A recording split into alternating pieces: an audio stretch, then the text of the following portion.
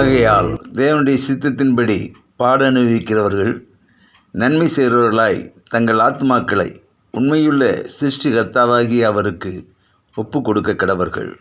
1 பேதுரு 4:19.